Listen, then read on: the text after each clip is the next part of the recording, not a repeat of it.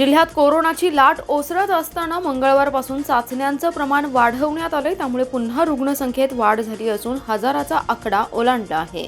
24 तासात नवे 1007 रुग्ण आढळले तर 26 रुग्णांचा मृत्यू झालाय। याशिवाय 1472 रुग्णांनी आज कोरोनावर मात केली आहे। सांगली महानगरपालिका क्षेत्रात नवे 138 रुग्ण आढळले, तसेच आटपाडी तालुक्यात 57 रुग्ण, कडेगाव तालुक्यात 60 रुग्ण, खानापूर तालुक्यात 57 रुग्ण, पलूस तालुक्यात 85 रुग्ण, तासगाव तालुक्यात 84 रुग्ण, जत तालुक्यात 77 रुग्ण, कवठेमंकाळ तालुक्यात 72 रुग्ण, मिरज तालुक्यात 122 रुग्ण, शिराळा तालुक्यात 115 रुग्ण आणि वाळवा तालुक्यात 140 रुग्ण आढळलेत। तसेच म्युकोरमायकोसिसचे नवे 10 रुग्ण आढळले तर एकाचा मृत्यू झालाय।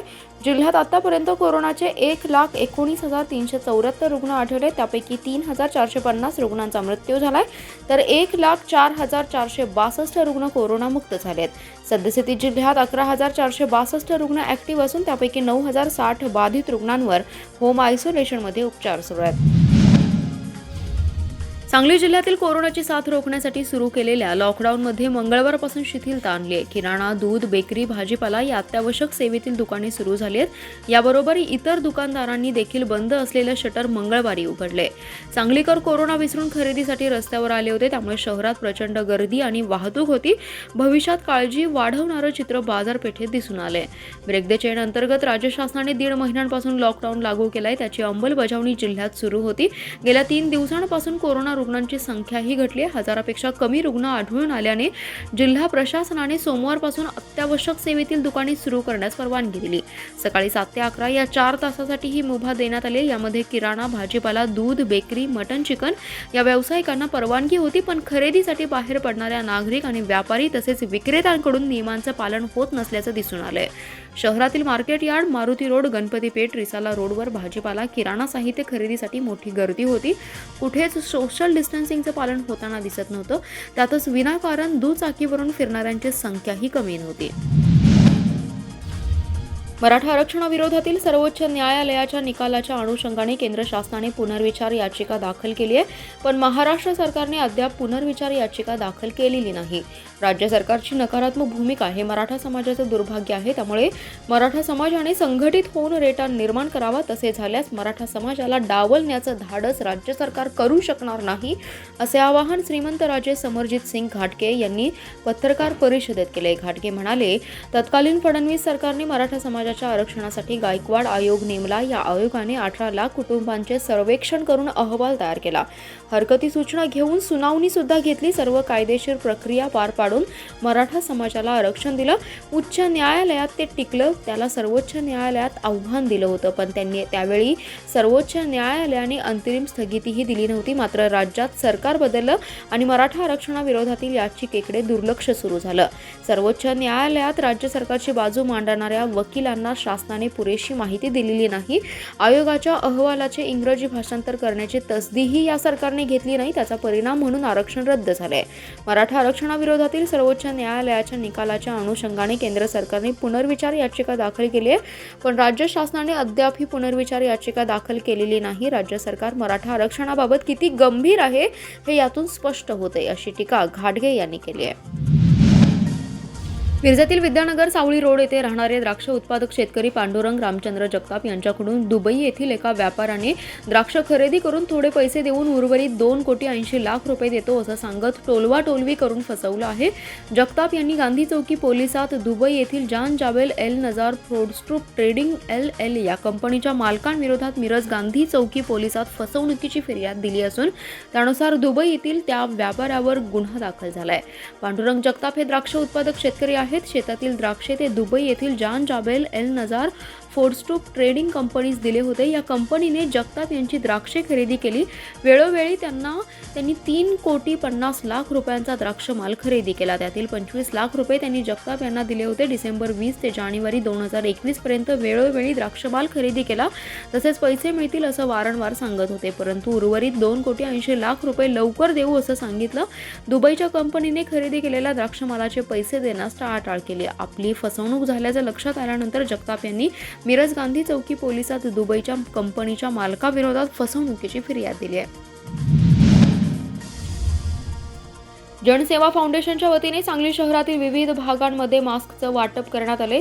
सांगली जिल्ह्याच्या शहरी आणि ग्रामीण भागात कोरोनाचा संसर्ग वाढला, यामुळे नागरिकांनी मास्क वापरणं आवश्यक आहे। ही गरज लक्षात घेऊन जनसेवा फाउंडेशनच्या वतीने शहरासह ग्रामीण भागातील विविध भागांमध्ये 2,500हून अधिक मास्कचं वाटप करण्यात आले। फाउंडेशनचे संस्थापक अध्यक्ष अनिल हिप्परकर यांच्या प्रमुख उपस्थितीत हा कार्यक्रम राबवण्यात आला। यावेळी संस्थेचे दिनेश सांगोलकर, महादेव वाड, अमोल नरके, मुफीद कोळेकर यांच्यासह अन्य पदाधिकारी उपस्थित होते। कोरोनाच्या कालावधीत फाउंडेशनच्या वतीने अनेक समाजोपयोगी उपक्रम राबवण्यात येत आहेत। यापुढेही आणखी मास्क वाटप करणार असल्याचं अध्यक्ष अनिल कोळेकर यांनी सांगितले।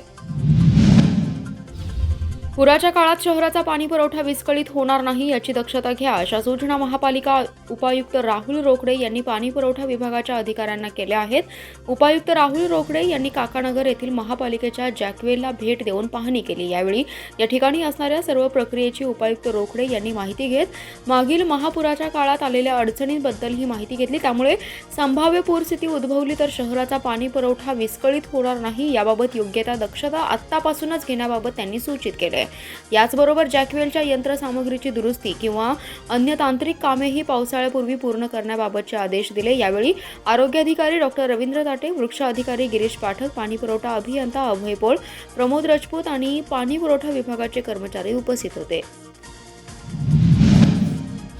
सांगली आणि कर्नाटकातील काही कारखानदारांनी अद्याप ऊसाची बिले दिलेली नाहीत। त्या कारखान्यांच्या निषेधार्थ सोमवारी तासगाव येथे रास्ता रोको आणि त्यानंतर खासदार संजय काका पाटील यांच्या कार्यालयासमोर ठिय्या आंदोलन करण्यात येणार असल्याची माहिती स्वाभिमानीचे जिल्हाध्यक्ष महेश खराडे यांनी दिले। खराडे म्हणाले, खासदार संजय काका पाटील यांच्या तासगाव आणि नागेवाडी कारखान्यात गाळप झालेल्या ऊसाची पहिली बिले दिलेली नाहीत। ती बिले मिळावीत यासाठी नागेवाडी कारखान्यावर स्वाभिमानीच्या वतीने 16 एप्रिल रोजी आंदोलन केलं होतं। त्यावेळी खासदारांनी 30 एप्रिलपर्यंत बिले देण्याचं आश्वासन दिलं होतं। मात्र 30 मे संपला तरी अद्याप त्यांनी बिले दिलेली नाहीत। सध्या खरीप हंगाम सुरू झालाय, मान्सूनची चाहूल लागले, मशागत, पेरणी, बियाणे, खते यासाठी शेतकऱ्यांना पैशांची गरज भासते। लॉकडाऊनमुळे अडचणीत असलेला शेतकरी साखर कारखानदारांनी आणखीन अडचणीत आणलाय। हक्काचं ऊस बिल येणं असतानाही शेतकऱ्यांना भीक मागावी लागते, हे दुर्दैव आहे। त्यामुळे सोमवार दिनांक 7 जून रोजी तासगाव, नागेवाडी, केंपवाड आदी कारखान्यांनी तात्काळ बिले द्यावीत। यासाठी सोमवार दिनांक 7 जून रोजी सकाळी 10 वाजता तासगाव येथे चिंचणी नाका रास्ता रोको आंदोलन करण्यात येणार आहे। त्यानंतर खासदार पाटील यांच्या मार्केट यार्डातील संपर्क कार्यालयासमोर ठिय्या आंदोलन करण्यात येणार आहे। तर या आंदोलनात मोठ्या संख्येने सहभागी व्हावं असं आवाहन खराडे यांनी केलंय। जिल्ह्यातील कोरोनाची साखळी तोडण्यासाठी कडक लॉकडाऊन लागू केल्यानंतर तब्बल 25 दिवसांपासून बंद असलेले सांगली कृषी उत्पन्न बाजार समितीचे मार्केट यार्ड आणि विष्णू अण्णा फळ मार्केटमधील व्यवहार मंगळवारपासून सुरू झालेत। पहिल्या दिवशी मार्केट यार्ड खरेदीसाठी गर्दी झाली असली तरी सोशल डिस्टन्सिंगचे पालन केल्याचं दिसून आलं। खरेदीसाठी मोठ्या प्रमाणात गर्दी होणार याबाबतची दक्षता घेऊन बाजार समितीने नियोजन केलं होतं। आजपासून शेतीमालाचे नियमित सौदे सुरू होणार असून सकाळी गुळाचे सौदे काढले जाणार असल्याचं सभापती दिनकर पाटील यांनी सांगितले। मागील 25 दिवसांपासून बंद असलेले मार्केट यार्डातील सर्व व्यवहार सकाळी सुरू झाले। बरेच दिवस बंद असलेले मार्केट यार्ड सुरू झाल्याने खरेदीसाठी सकाळी मोठी गर्दी जमली होती। मात्र नियमांचं उल्लंघन होणार नाही याबाबत दक्षता घेऊन व्यापाऱ्यांनी सोशल डिस्टन्सिंग पाळण्याचा प्रयत्न केलाय। खरेदीसाठी गर्दी मोठ्या प्रमाणात होणार याबाबतची दक्षता घेऊन बाजार समितीने नियोजन केले। नियमांचं पालन न करणाऱ्या व्यापाऱ्यांवर कारवाई करण्यात येणार आहे। आजपासून शेतीमालाचे नियमित सौदे सुरू होणार असून सकाळी गुळाचे सौदे काढले जाणार आहेत। गुरुवारी हळद आणि शुक्रवारी बेदाण्याचे सौदे काढण्यात येणार असल्याचं सभापती पाटील यांनी सांगितलं। महाविकास आघाडीने स्थानिक स्वराज्य संस्थेतील ओबीसी समाजाच्या आरक्षणाबाबत केलेल्या हलगर्जीपणाबद्दल ओबीसी समाज बांधवांच्या वतीने गुरुवार 3 जून रोजी सकाळी 10 वाजता सांगली येथे सरकारी घाटावर नदी पात्रात उतरून आंदोलन करण्यात येणार आहे। आघाडी सरकारने तात्काळ याबाबत भूमिका घेऊन या निर्णयाला स्थगिती मिळवावी, अन्यथा गंभीर परिणामांना सामोरं जावं लागेल असा इशारा यावेळी देण्यात आला आहे। मराठा आरक्षणाच्या मुद्द्यावर देखील महाविकास आघाडी सरकार बाजू मांडण्यास अपयशी ठरलं असून ओबीसी आरक्षणाबाबत ही तीच स्थिती झाली आहे। या पार्श्वभूमीवर सांगलीत जिल्हा परिषद अध्यक्ष प्राजक्ता कोरे यांच्या अध्यक्षतेखाली प्रमुख पदाधिकाऱ्यांची तातडीची बैठक घेण्यात आली। ओबीसी आरक्षण ग्रामपंचायत, जिल्हा परिषद आणि स्थानिक स्वराज्य संस्थांमध्ये ओबीसींना मिळणाऱ्या अतिरिक्त राजकीय आरक्षणासंदर्भातील ठाकरे सरकारची पुनर्विचार याचिका सर्वोच्च न्यायालयाने फेटाळून लावली. त्यामुळे ओबीसींना मिळणारे अतिरिक्त राजकीय आरक्षण संपुष्टात आले. नेते मंडळी महाराष्ट्रातील जनतेची धूळफेक करत आहेत, मात्र ओबीसी समाज त्यांच्या या धोरणांना चांगलंच ओळखून आहे. त्यामुळे आता यापुढे ओबीसी समाज शांत बसणार नाही. महाविकास आघाडी ठाकरे सरकारने जनतेची दिशाभूल केली आहे. त्याविरोधात आंदोलन करण्याचा यावेळी निर्णय घेण्यात आला.